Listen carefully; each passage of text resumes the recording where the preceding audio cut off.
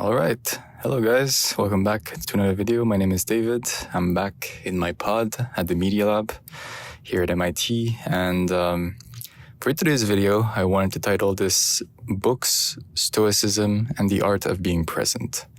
So I woke up, took a nap. It's still very late today. I'm still trying to catch up on my sleep schedule, but I thought, why not make a video about books? I'm trying to get back into reading as a habit. It's something that's very difficult. I think nowadays it's so difficult to just stay off of your phone and your computer, and just having a book in your hand and to stick with it for a long amount of time is such a challenge nowadays. But every time I do get to read,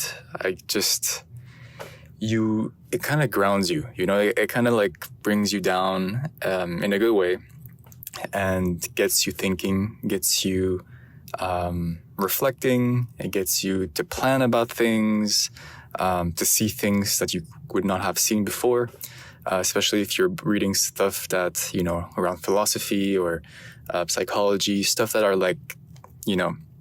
forever, and it's timeless principles.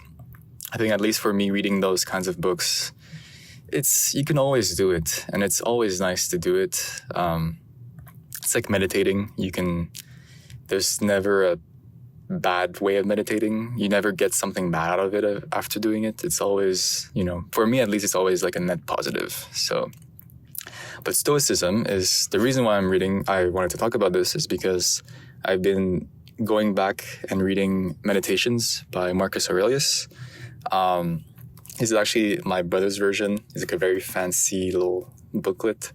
But yeah, I used to read this book back when I was 18, and now I'm 26. It was actually my birthday yesterday, and so we ended up going out last night and very late, and then I had to kind of slept late and woke up late, and so my whole sleep schedule is messed up. But anyways, side tangent. I read this book when I was 18, so a long time ago, and I would say it was one of those books that was really kind of had a huge impact on the way I see life. I remember reading it, and I don't really know how I ended up getting that book. I think it was just through, at the time I was at 18, I started meditating daily. I started going in this self-development path where I was trying to read books for the first time on my own.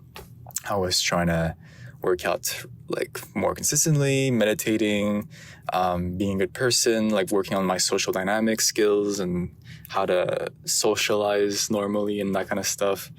Because back then I was super, super introverted, super shy, and very anxious kid, which I still am, but I think I gotten better.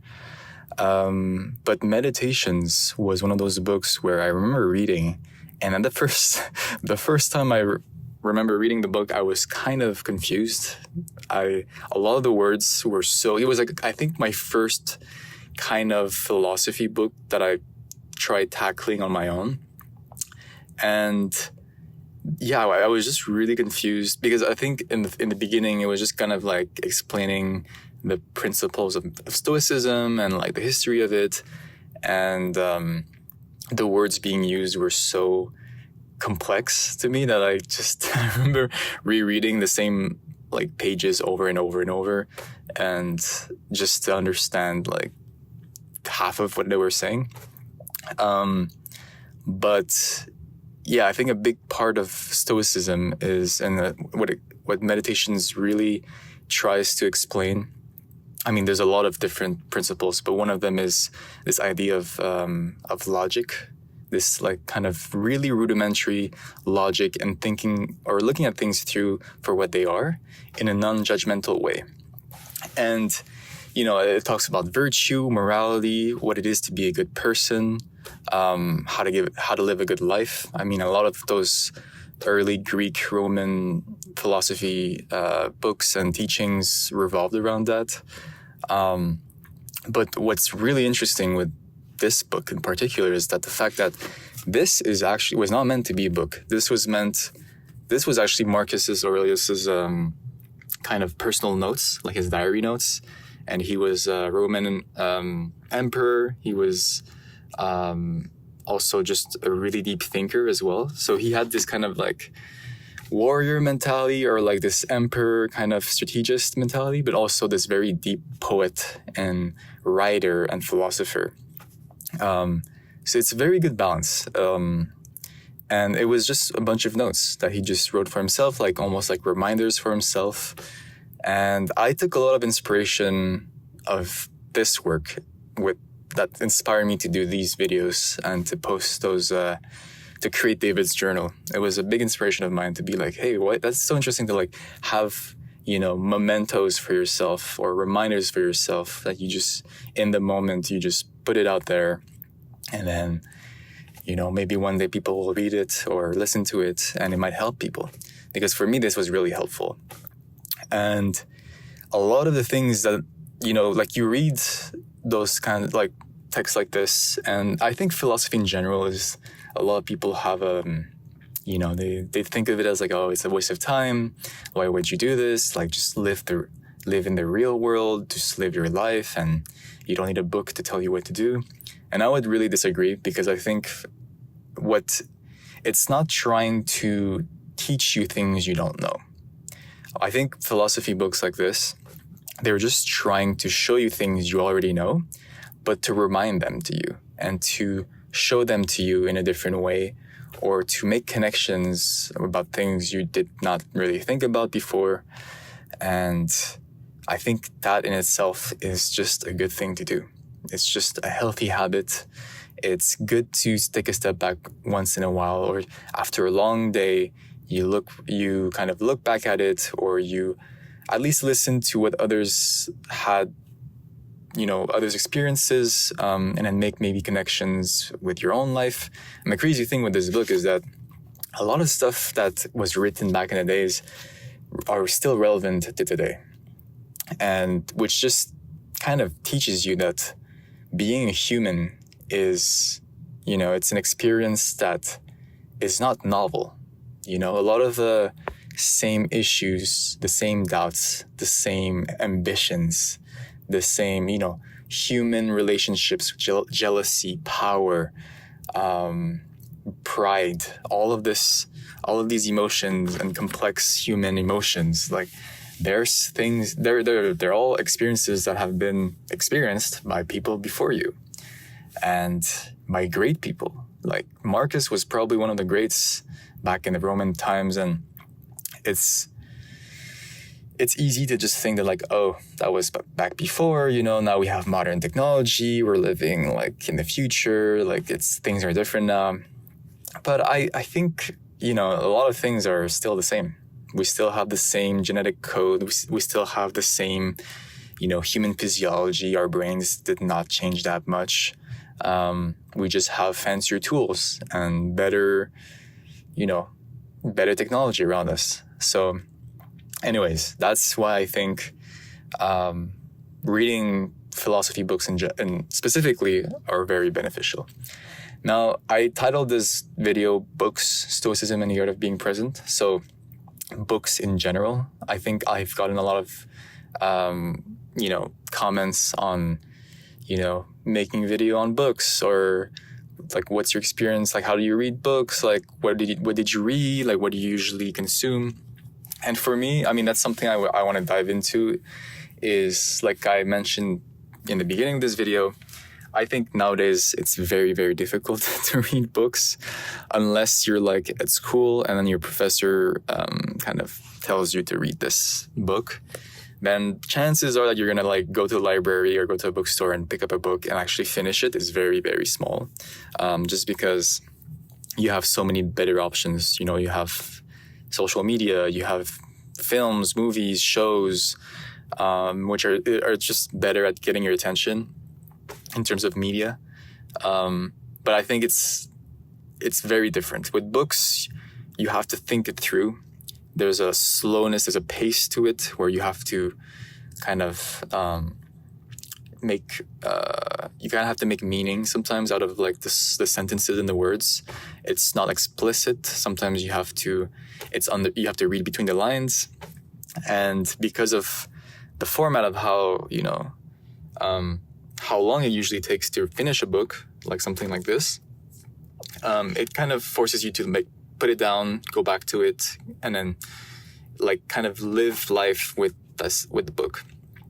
And for me, another thing that really helps me, if there's like a general tip or what has helped me with time, because one thing about me is I did not like reading at all. Like growing up, I had a really hard time reading books in general. For some reason, the only books I used to read were mangas and comic books because I was a very visual person. I just loved sketching and drawing. So anything that was just like pure books with no images and just text was really tough for me. And especially at school, I was like struggling with all the required readings you had to do in elementary school and high school. But like I said, like 18, I was like, let's pick up this habit.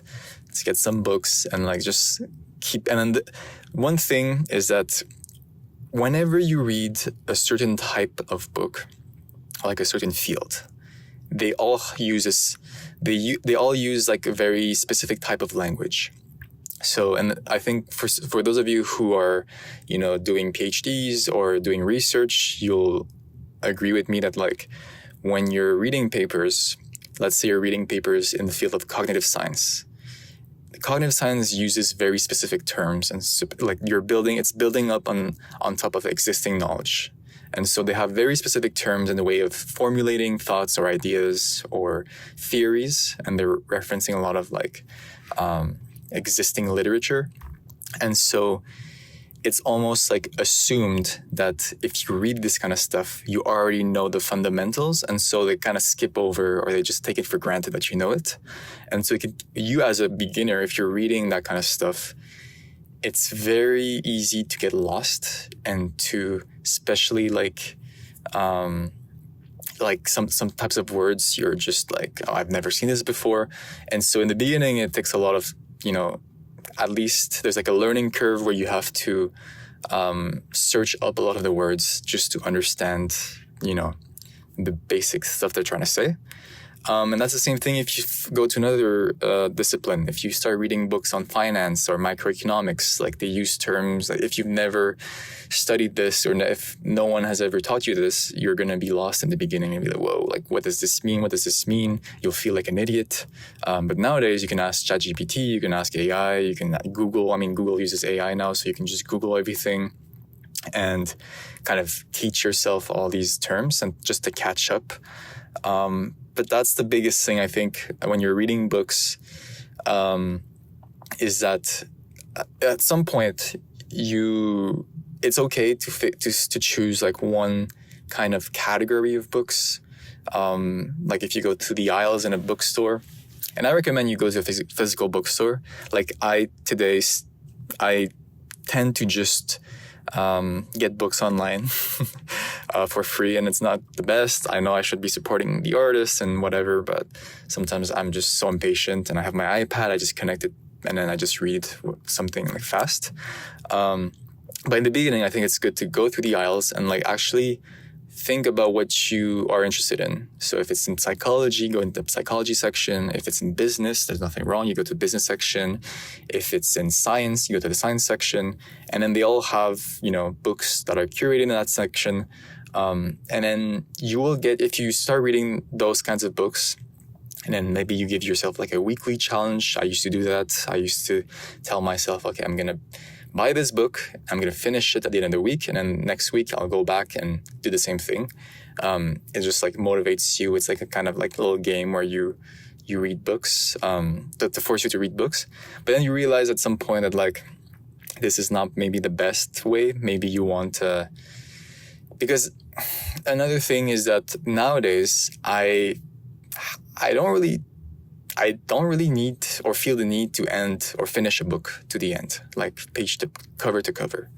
There are times I buy a book or there's times I borrow books that I'll read a few pages, I'll skim read the rest, maybe read the end, and then I'll just, this is it. I don't need to read the rest. I kind of get it and that's it.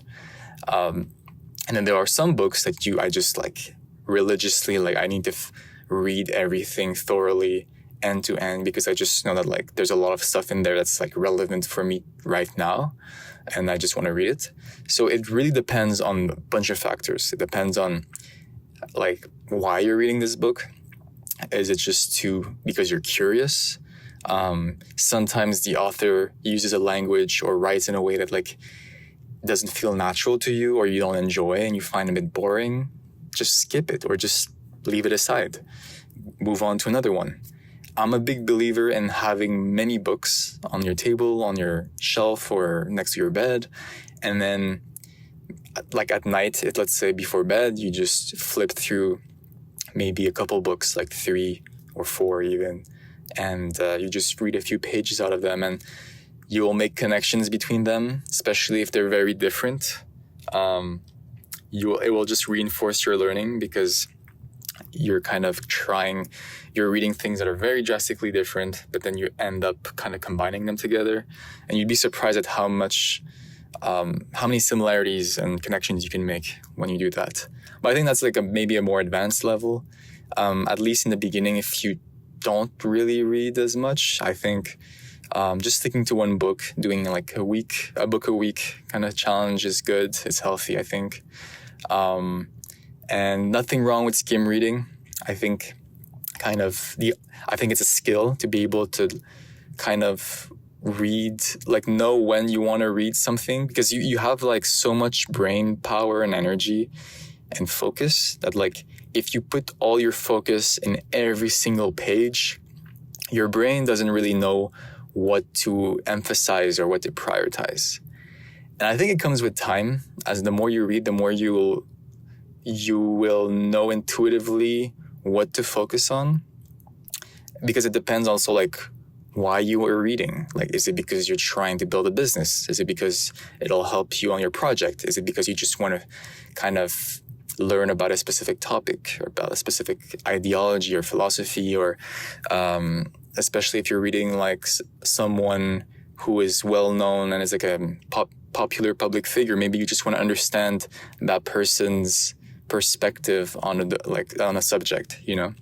So it really depends, but I think with time, if you're able to kind of, you kind of see like when you read, there's like a page that you're like, you kind of get it. You're like, okay, you just skim, and then boom, there's like a word that kind of catches your attention and you don't really understand it, but then that becomes more interesting. Maybe you slow down there and you read more thoroughly. And then as soon as it gets more boring and repetitive, you just skim read. So there's like a pacing to it. I think that's, it's a practice. It's a skill set to just learn how to read fast, because you want to be efficient too. Like reading is long.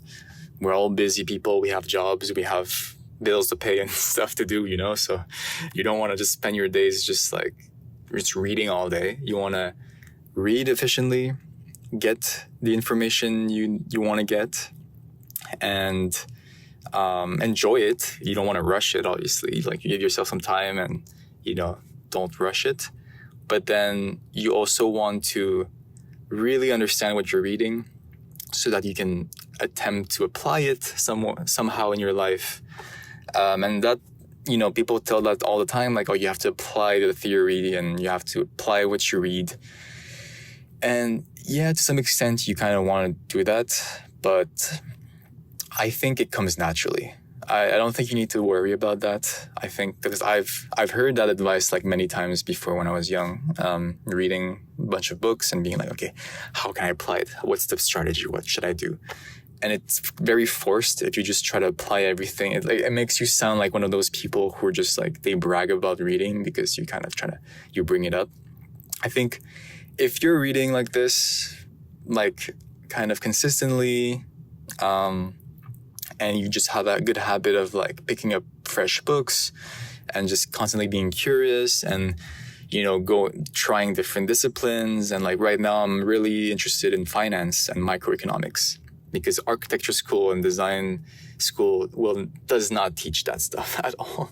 All we do is we do a lot of stuff. We learn a lot of stuff, but when it comes to finance, commerce, economics, there's nothing really. So I have to seek out myself, that kind of stuff. And philosophy, like I said, I think that's timeless. It's always something I'll go back to. And cognitive science is also something I'm really interested in nowadays, especially with the work I'm doing at the Media Lab. I think I've always been curious and fascinated about psychology, and so I think that's kind of ties into that. But for you, it could be something else, right? And so I would say if you're reading, you will naturally kind of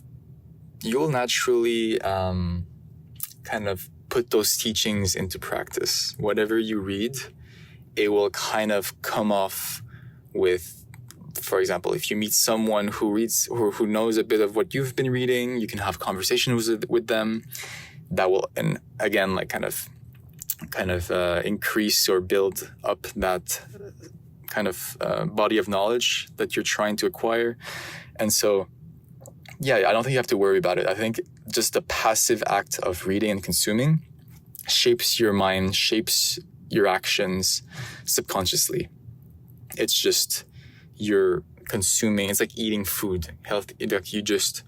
Your body will naturally become healthier if you consume healthy things, right? So that's on the book side. For stoicism, like I mentioned with Marcus Aurelius, at least for me, I am aware that stoicism is not everything. There's a lot of missing puzzle pieces from stoicism. I think as a philosophy, it's amazing, especially as a young boy. Kind of, and when I was 18, I was kind of lost. I was like very, very kind of wild and going everywhere and had no direction and kind of like a bit obnoxious and just speaking my mind, no filter, like no structure, there was no discipline really. And I think when it comes to discipline, stoicism, like when you think of a stoic, what do you think about? You think about someone who's quiet, who's kind of to themselves, and they listen, they're grounded, they have a direction, they're structured. That when you think of a stoic, you think of that kind of character.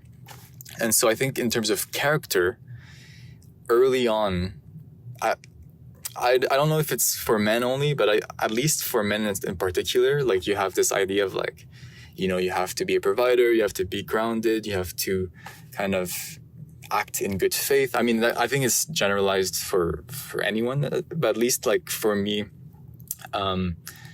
it really helped me kind of ground myself. And a lot of the teachings are very intuitive. There's a lot of connections with Christianity and other kind of religions, of just, be a good person, do unto others what you want to be done unto you, like the golden rule, all that stuff, right? But I think for me, stoicism is like a bit more intense. Like real, true stoicism is living your life every day as if it's your last. It's like you want to be very intentful with everything you do.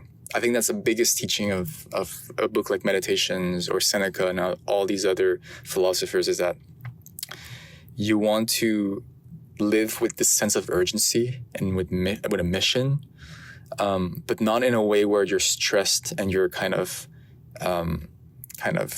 agitating yourself to achieve those things.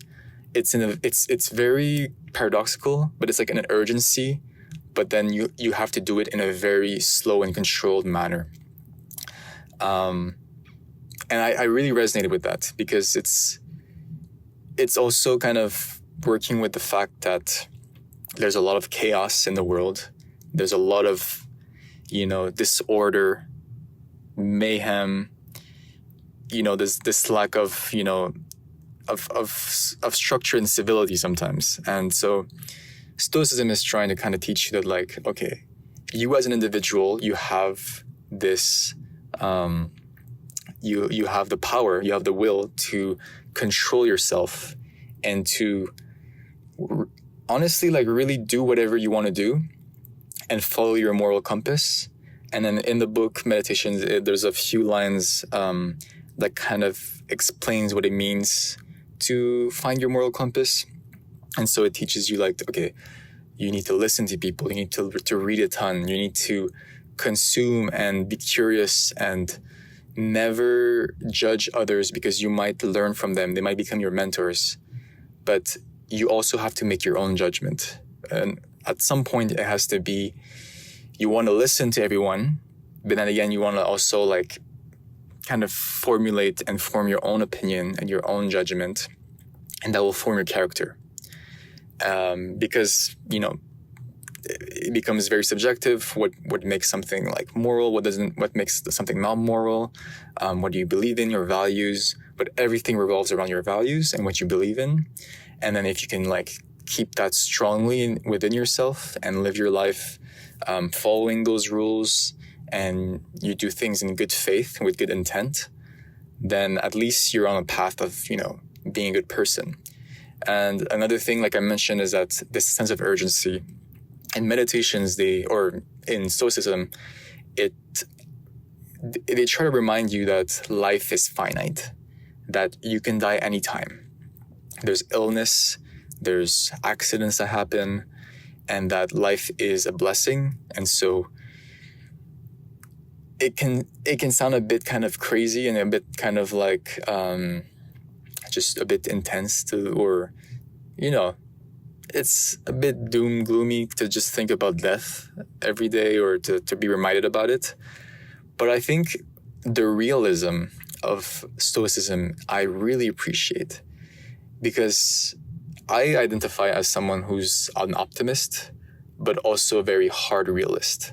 And so to hear someone else, or, you know, these people saying that like, you want to be a good person, you want to, you know, wish the best out of people, and you want to give, you want to provide, you want to, you know, have this good faith, but you also want to be realistic that like, hey, there's going to be like hard moments, it's going to be painful, it's going to be difficult.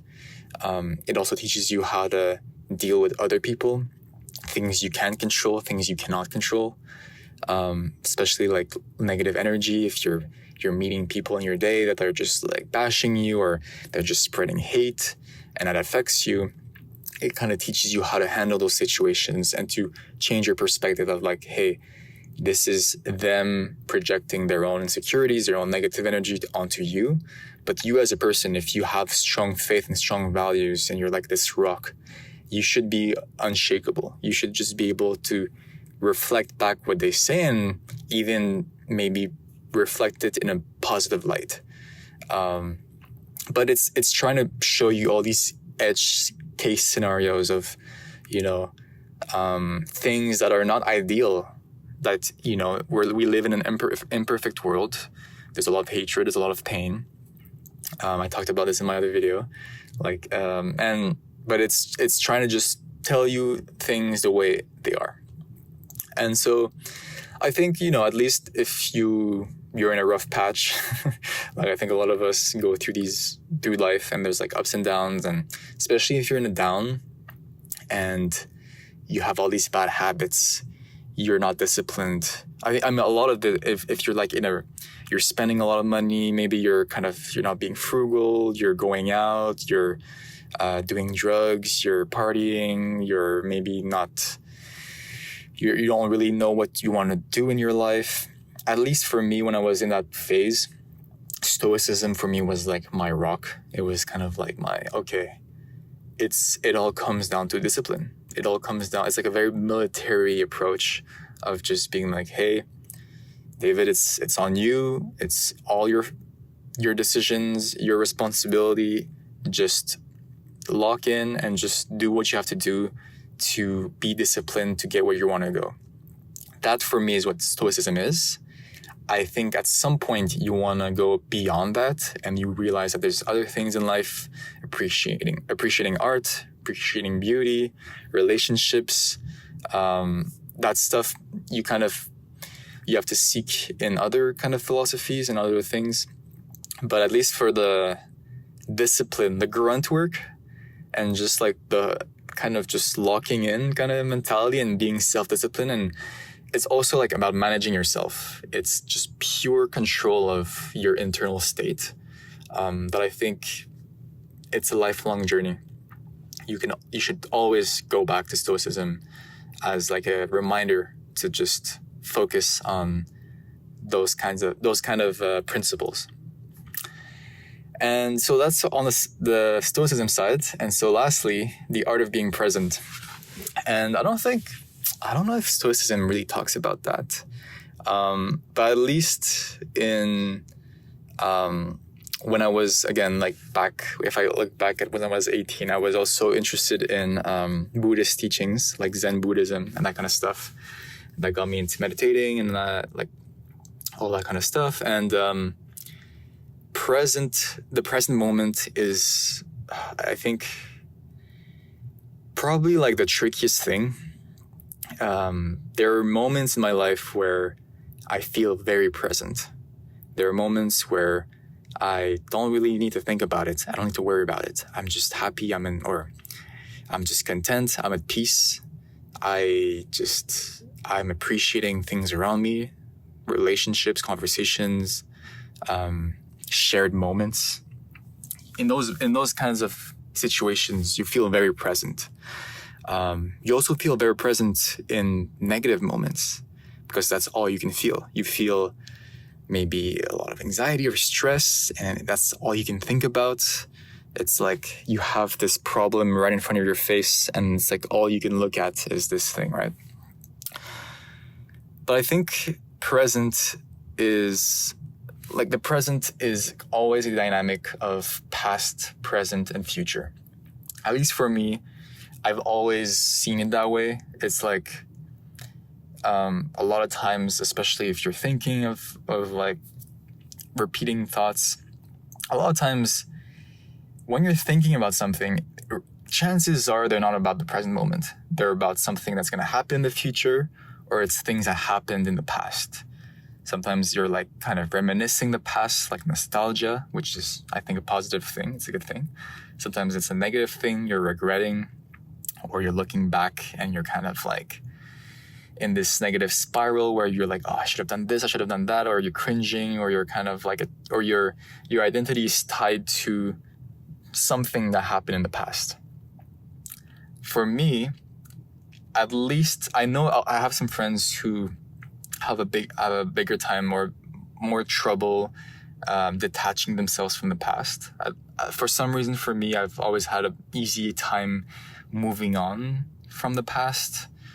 Maybe I just have a bad memory, and so I just forget everything and I just move on. Sometimes it's things like that become a blessing. But for me, it's always been the future. The future has always been this obsession, or this kind of like this constant planning and strategizing and thinking about the future. I still do to this day. Even like a few hours ago, every day, I feel like I'm always thinking like, what should I do? Maybe it's because I'm like studying design and architecture. I think maybe designers were constantly trying to think about like the best framework, the best blueprint, the best architecture, like planning. We're always planning. And so it becomes like very intense because you're always comparing pros and cons. You're always thinking like, where should I live? Where should I be at? Where should I work? Who should I contact? Like it's always a puzzle, like a chess game that you're playing, which is fun. Sometimes I actually enjoy it. I don't know. I think it's like feeling in control. Maybe that's what it is. But at least for me, at some point it can be a bit out of control. And then you want to kind of go back and focus on the present moment. And so, for example, my friend invited me to this place between MIT and Harvard. It's called Peace House. And it's a Buddhist kind of temple retreat with a Buddhist monk. And we do 1 hour meditation sessions in groups on Wednesdays. So I've been trying to go there often, and it's just been so nice to just be able to focus on like the present moment. And so practices like this, going on hikes, doing sports, meeting up with friends, doing things that are grounded in the present moment are good habits in general. It's pretty obvious. And I'm just saying this as like it's not something revolutionary, but it's a reminder for myself as well. But the reason why I call this the art of being present is because I know a lot of you guys are more creatives. There are a lot of designers out there listening to my stuff.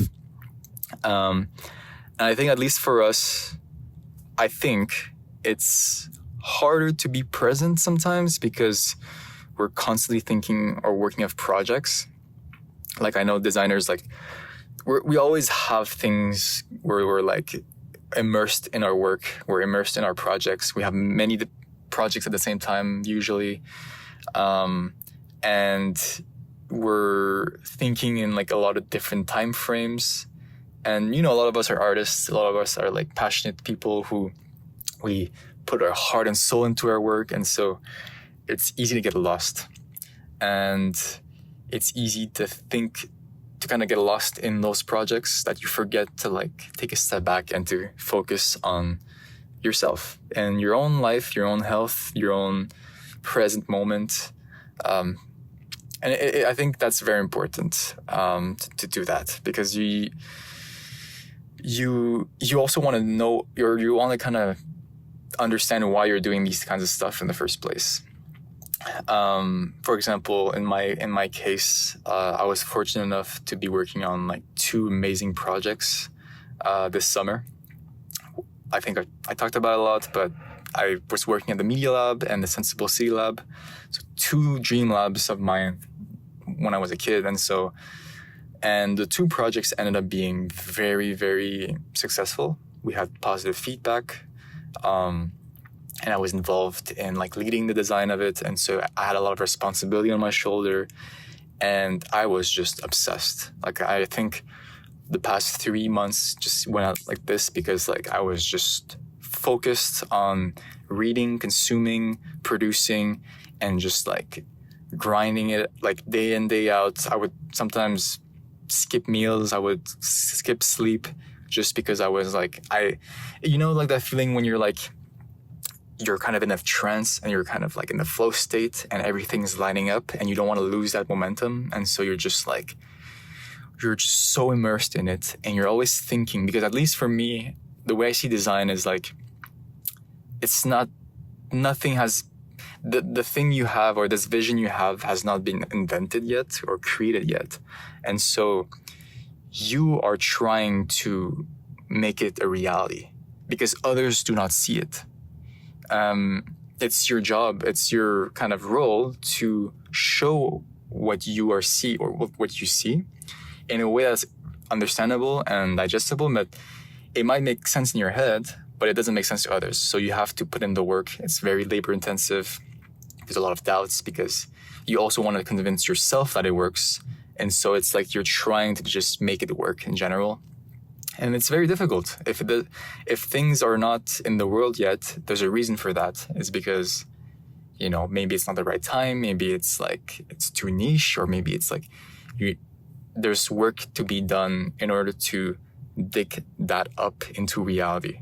And so when I was in those moments, I was having the best time. I was, super immersed. I was grateful of the opportunity. And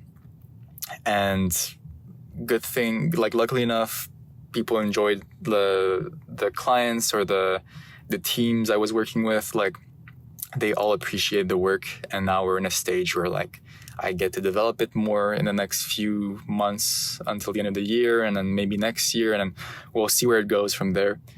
But at least in those moments, you can argue that, like, yes, you're in the moment, you're kind of immersed in the work itself, but you also kind of lose yourself. I was losing on my health. I was losing on my relationships. I wasn't going out as much. It's a sacrifice you have to make.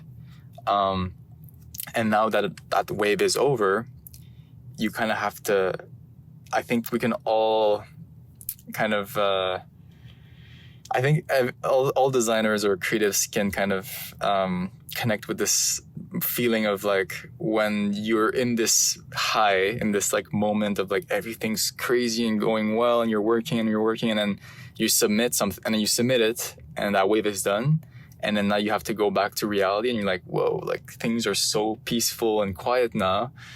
It's a weird feeling. You're gonna have to reorient yourself and strategize and be present again, because you were using at least the project as like a crutch, in my opinion. It was like this kind of like vehicle to feel alive and present. But now you have to like come back to reality and be content and at peace with yourself only. And that can be difficult. And I think that's why a lot of artists, they end up, going into drugs and partying, and they can get lost, and they can like kind of lose track of, they just fall off because they're so immersed in their art that when they're not producing, or when they're like doing things that are at a normal level, they have a hard time with it. They have a hard time with just sitting still and just being on their own. And especially because with artists and designers, like a lot of times we create for others, and so we don't have the kind of like projects come onto us. We have to fight for it, for those contracts, those projects.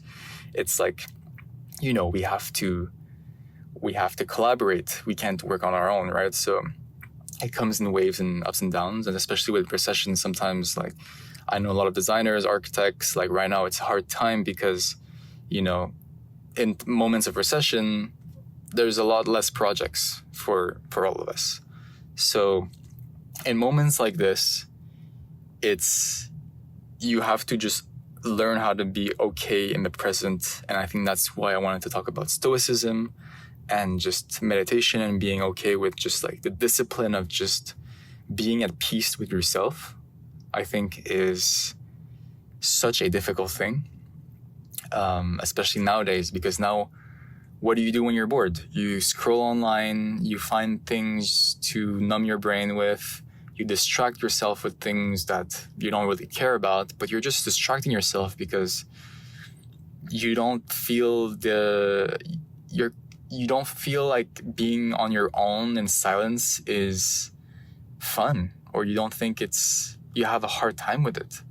But I think I'm here to remind myself, and maybe you guys, that actually you should try to be at peace with yourself. You should try to just be on your own and be okay with just sitting still and have a book in your hand and have a bit of music.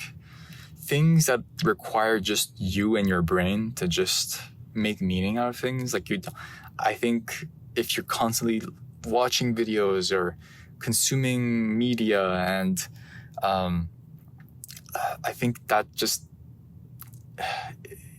like I fell victim of it, because I was just doom scrolling like before shooting this, and I was like, man, why did I do this? You just feel bad after that. There's nothing good out of just like mindlessly scrolling and video to video, just like trying to find answers that way. I think you will find the answers on your own, within yourself. You know what you want.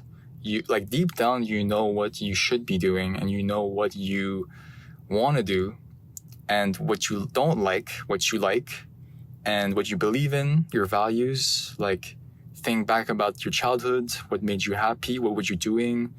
If you had parents, like, how were your parents with you? Like, is there things that you disagree with, you agreed with? Like, how do you want to shape your life? And then just you don't have to think about it constantly. Like, it doesn't need to be like every single day kind of thing, because you also have other things to do.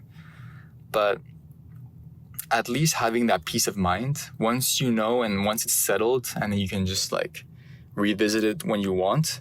But if you don't know it, if you don't have it figured out yet, I think it's worth figuring it out, at least attempt it, and then just refine it, just work on it. Like, for me right now, I'm still learning on what I believe in, like my sense of values, my moral system, Eventually, my dream is to have a team where we share a common vision, a common goal, and we do meaningful work.